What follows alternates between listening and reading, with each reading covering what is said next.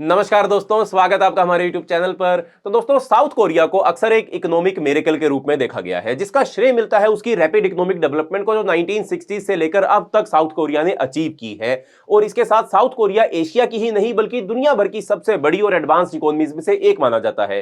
यह country globally competitive industries का घर भी है, जैसे कि ship building, advance manufacturing, finance और ऑटोमोटिव प्रोडक्शन के साथ साथ ये सब अचीव करते हुए साउथ कोरिया ने अपने डेट को रिलेटिवली लो भी रखा है और अपने नेबर नॉर्थ कोरिया के साथ डील भी किया है। साउथ कोरिया का economic success market capitalism, democracy और प्राइवेट एंटरप्राइज के वर्च्यूज का एक क्लियर एग्जांपल है। इसके ऑपोजिट नॉर्थ कोरिया का मॉडल जो है वो ज्यादा रिसोर्सेज और डायरेक्ट मेजर अलाइज के कनेक्शन के बावजूद साउथ से काफी ज्यादा पुअर है, जबकि साउथ के पास ये सब एडवांटेजेस नहीं थे। लेकिन बात यह है कि अगर आप साउथ कोरिया को नॉर्थ कोरिया के साथ कंपेयर करें तो वो एक डिलीजेंटली रन इकोनॉमी लगती है, लेकिन अगर उससे किसी और एडवांस नेशन के साथ कंपेयर करें तो काफी प्रॉब्लम्स जो है वो साउथ कोरिया से रिलेटेड हमारे सामने आती है।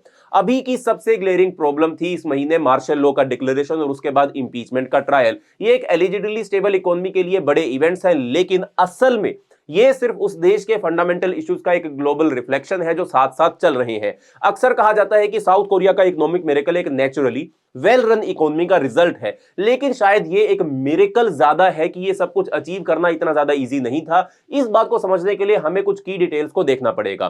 तो कैसे साउथ कोरिया ने अपने इकोनॉमिक सक्सेस को अचीव किया जबकि उसके पास इतने सारे प्रॉब्लम्स भी मौजूद थे? क्या ये इश्यूज अब फाइनली साउथ कोरिया के लिए एक बड़ी प्रॉब्लम बन रहे हैं और इन प्रॉब्लम्स को वहां की प्रिकेरियस पॉलिटिकल डायनामिक्स कैसे रीइंफोर्स करती हैं? ये वीडियो एक डीपर डाइव करेगा इनटू साउथ कोरिया की इकोनॉमिक कहानी, इसके सक्सेस फैक्टर और उन चैलेंजेस पर जो अब तक छुपे हुए हैं। तो क्या है साउथ कोरिया का असली फॉर्मूला सक्सेस का और क्या उसकी करंट प्रॉब्लम उसके मिरेकल को खत्म करने के कगार पर ले आई है? आइए इस कहानी को एक्सप्लोर करते हैं, चलते हैं इस वीडियो को शुरू करते हैं। पर उससे पहले चैनल का नाम है दिया ये सब, मेरा नाम है राही मेहता। चैनल को अभी सब्सक्राइब कर लीजिए ताकि आप ऐसे इंटरेस्टिंग वीडियोस देखते रहे। तो सबसे पहले दोस्तों, साउथ कोरिया का जो प्रेजेंट डे वर्जन है ये टेक्निकली 1953 में शुरू होता है, जब कोरियन वॉर के बाद ये जो पूरा पेनिनसुला था ये कम्युनिस्ट और कैपिटलिस्ट के बीच में डिवाइड हो गया था। लेकिन हिस्ट्री इतनी सिंपल भी नहीं है। कोरियन वॉर ऑफिशियली खत्म ही नहीं हुई है आज तक, क्योंकि नॉर्थ कोरिया और साउथ कोरिया के बीच में कोई भी सीज फायर आज तक साइन नहीं हो पाया है। इसके बाद साउथ कोरिया ने एक शाइनिंग डेमोक्रेसी और फ्री मार्केट इकोनॉमी बनने से पहले 5 अलग अलग गवर्नमेंट कूप्स, क्वेश्चनेबल इलेक्शन और अथॉरिटेरियन लीडर्स का सामना भी किया। मिलिट्री परेड्स और कल्ट्स ऑफ पर्सनैलिटी इस हिस्ट्री का हिस्सा रहे हैं, जो एक स्टेबल सिस्टम बनने से पहले के चैलेंजेस को दिखाता है। कोई रीजन नहीं है कि हम ये मान लें कि साउथ कोरिया नॉर्थ कोरिया से कम डिक्टेटरशिप रिजीम में कभी रहा है।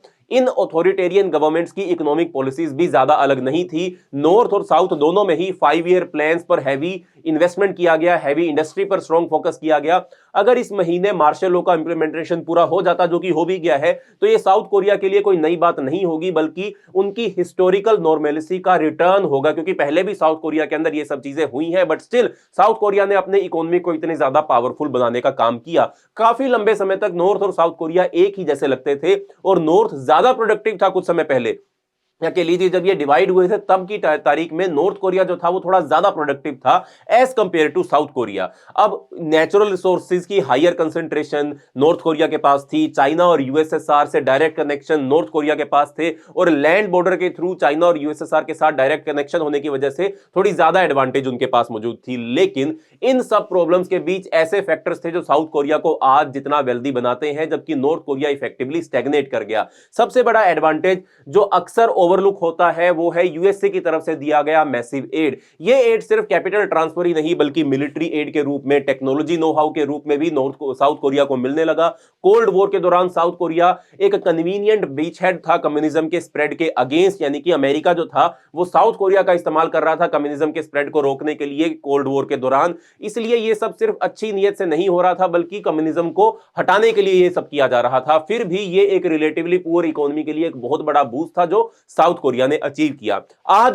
आज भी अमेरिका साउथ कोरिया में एक स्ट्रॉन्ग मिलिट्री प्रेजेंस जो है वो रखता है, जहां 24,000 से ज्यादा ट्रूप्स जो है वो अमेरिकन मिलिट्री के स्टेशन किए गए हैं साउथ कोरिया के अंदर। जापान और जर्मनी के बाद सबसे ज्यादा फॉरेन डिप्लॉयड पर्सनल अमेरिका के यहीं पर मौजूद है। ये खुद एक इनडायरेक्ट स्टिमुलस है, क्योंकि इन ट्रूप्स को यूएस डिपार्टमेंट ऑफ डिफेंस से सैलरी मिलती है, लेकिन वो अपने सैलरी का कुछ हिस्सा जो है वो कोरियन इकोनॉमी के अंदर भी स्पेंड करते हैं, यानी कि उनकी सैलरी से कोरियन इकोनॉमी के अंदर भी थोड़ा कंट्रीब्यूशन जो वो है होता है। इसके अलावा अगर मैं बात करूं, billions of dollars local contractors को दिए जाते हैं इन मिलिट्री बेसिस को ऑपरेशनल और प्रोविजनल रखने के लिए। ऑफ कोर्स यूएस मिलिट्री को एक जियोपॉलिटिकल सेंसिटिव रीजन में एक अच्छा आउटपोस्ट मिलता है इस सब चीजों के चलते, और कोरिया भी कुछ ऑपरेशनल कॉस्ट कवर करता है, जैसे क्रॉस ट्रेनिंग पर्सोनल के लिए जो पैसा लगता है वो अमेरिका और साउथ कोरिया दोनों ही खर्च करते हैं। लेकिन ओवरऑल ये एक फॉरेन असिस्टेंस का डिस्वाइज्ड फॉर्म ही है। अगर इसको और डिटेल में समझे हम, दूसरा बड़ा एडवांटेज जो साउथ कोरिया के पास था वो था उनके पास लिबरलाइजेशन थोड़ी पहले आ गई। लेट 1980s की अगर हम बात करें तो सिविल राइट्स के रिस्टोरेशन और प्रॉपर्टी जो फेयर इलेक्शन जो होने शुरू हुए साउथ कोरिया में, इसके साथ साथ ये सब कुछ होना शुरू हुआ। इससे लोगों को सिर्फ ज्यादा इकोनॉमिक फ्रीडम ही नहीं मिला बल्कि कंट्री ने इंटरनेशनल कम्युनिटी के साथ ओपनली एंगेज करना भी शुरू कर दिया। अब साउथ कोरिया और चाइना के इकोनॉमीज एक टाइम सब बराबर हुआ करते थे और एक ही बराबर ही दोनों ने एक दूसरे को अपने आप को लिबरलाइज करना जो था वो शुरू किया था।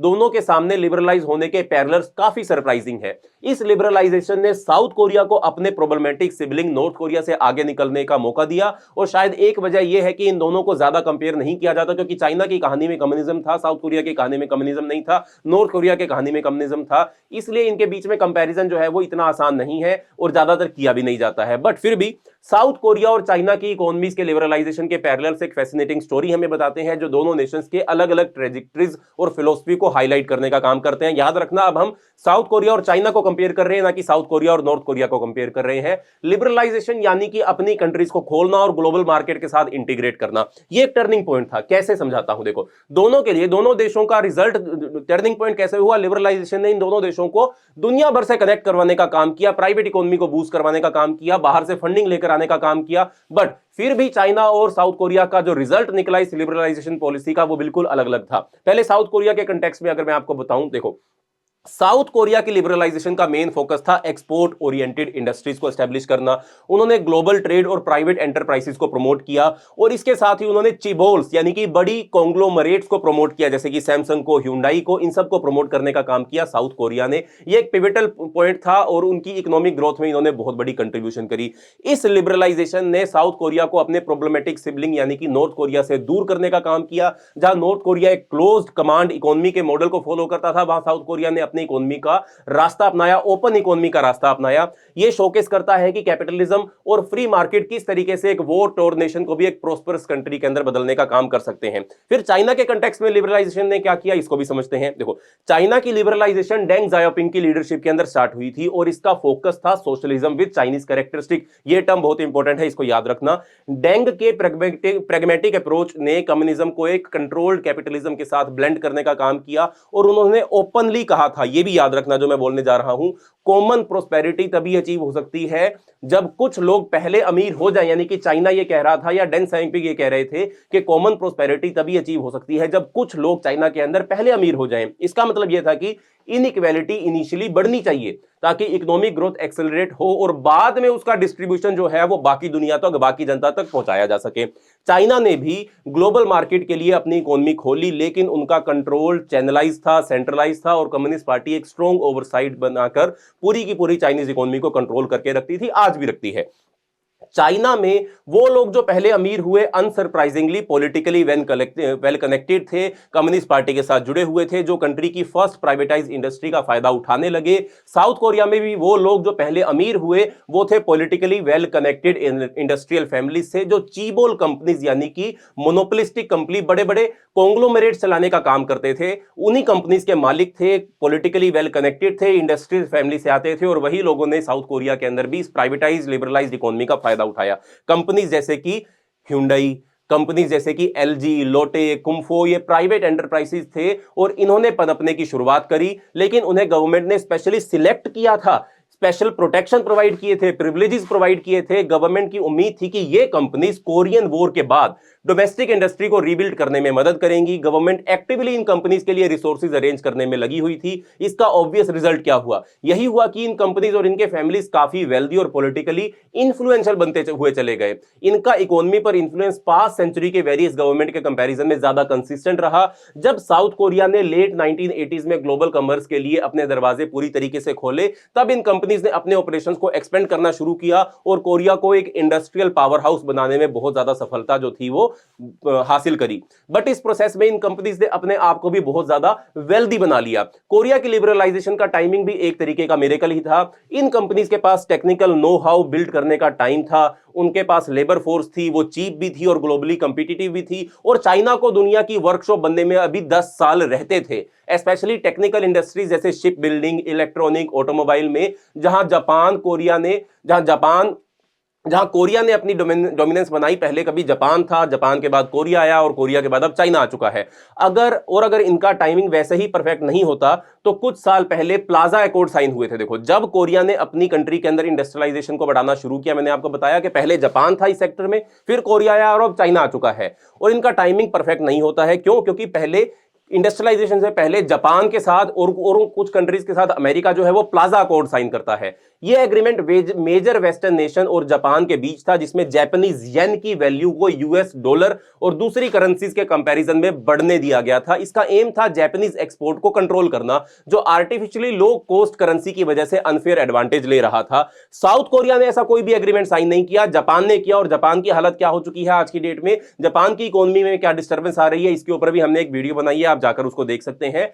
साउथ कोरिया ने उसका फायदा उठाया क्योंकि जापान अब अपना कंपीटिटिव एज खोने लगा था। इस प्लाजा अकॉर्ड के साइन होने के बाद एक्सपोर्ट्स को मार्केट में और कंपटीशन मिलने लगा साउथ कोरिया के एक्सपोर्ट्स को। उस वक्त जापान एक काफी रिच और एक्सपेंसिव मैन्युफैक्चरिंग हब बनने लगा था। अब ग्लोबलाइजेशन के दौर में जापानीज लो कॉस्ट एक्सपोर्ट्स को कोरियन लो कॉस्ट एक्सपोर्ट्स ने रिप्लेस कर दिया, और अब भी वही कोरियन एक्सपोर्ट्स को Chinese low cost export replace करने का काम कर रहे हैं। लेकिन साउथ कोरिया की स्ट्रेटजी ये रही कि उन्होंने सिर्फ प्राइसेस पर कंपीट करने के बजाय वर्ल्ड क्लास टेक्नोलॉजी, एक्सपर्टीज और स्ट्रॉन्ग ब्रांड इमेज अपनी कंट्री के अंदर बिल्ड की है। इसी वजह से उन्होंने अपनी वैल्यू एडेड मैन्युफैक्चरिंग सेक्टर को मेंटेन किया और ग्रो भी करने का काम किया। अब इसको थोड़ा और एक्सपेंड करते हैं। लेकिन इस जर्नी की बंपी राइड ने कोरिया के सामने काफी प्रॉब्लम्स भी छोड़ दी हैं। अब क्या हुआ है, साउथ कोरिया के मेगा कॉन्ग्लोमरेट्स जो है, आप देखिए, ये है सैमसंग की कंट्रीब्यूशन पूरी की पूरी कोरियन इकोनॉमी के अंदर, जो कभी भी कम नहीं हुई है, वो लगातार बढ़ती जा रही है। और सैमसंग किसी एक सेक्टर के अंदर काम नहीं कर रहा है। इसको भी समझते हैं कैसे, क्या मैं कहने की कोशिश कर रहा हूं। साउथ कोरिया के मेगा कॉन्ग्लोमरेट्स जो शुरू में इंडस्ट्रियल एम्बिशन को आगे बढ़ाने के लिए एक इफेक्टिव टूल थे, अब स्टेट सैंक्शन मोनोपोलीज बन गए हैं। ये स्टेट ओन्ड एंटरप्राइजेस की डिसएडवांटेज और private profit at all cost companies की प्रॉब्लम का एक कॉम्बिनेशन है। सबसे बड़ी प्रॉब्लम ये होती है कि ऐसी बड़ी कंपनीज के पास रियल कंपटीशन नहीं होता है, इसलिए ये अपने प्राइसेस कंज्यूमर के कॉस्ट पर डिसाइड कर सकती हैं। अच्छी बात यह है कि साउथ कोरिया एक प्रीडोमिनेंटली एक्सपोर्ट ओरिएंटेड इकोनॉमी है, इसलिए मोनोपोलिस्टिक प्राइसिंग का ज्यादा असर साउथ कोरिया की इकोनॉमी या इन्फ्लेशन पर नहीं पड़ता है, बाकी दुनिया की बाकी कंट्रीज की इकोनॉमी पर पड़ता है, जब यहां से प्रोडक्ट एक्सपोर्ट होकर दूसरी कंट्रीज के अंदर परचेज किए जाते हैं। चीबोल जैसे कि बड़े बड़े कॉन्ग्लोमरेट्स जैसे कि सैमसंग सिर्फ एक मार्केट डोमिनेट करने के बजाय मल्टीपल मार्केट्स में अपने ऑपरेशन स्प्रेड करते हैं। सैमसंग को टेक्नोलॉजी कंपनी के रूप में जाना जाता है, लेकिन ये फाइनेंस में भी है, insurance, military production, ship building जैसे सेक्टर्स में सब जगह ये काम करता है। तो जबकि ये कंपनीज काफी बड़ी हैं, इन्हें अपने ऑपरेशंस के अंदर ही कंपीट करना पड़ता है और साथ ही ग्लोबल राइवल्स का भी सामना करना पड़ता है। लेकिन कोरियन इकोनॉमी को कंट्रोल करने वाली इन मेगा कॉर्पोरेशंस के साथ एक और बड़ी प्रॉब्लम है, इनका मोनोपोली पावर कंज्यूमर पर तो नहीं है, लेकिन वर्कर्स पर जरूर है। ये मेजर ग्लोबल कंपनीज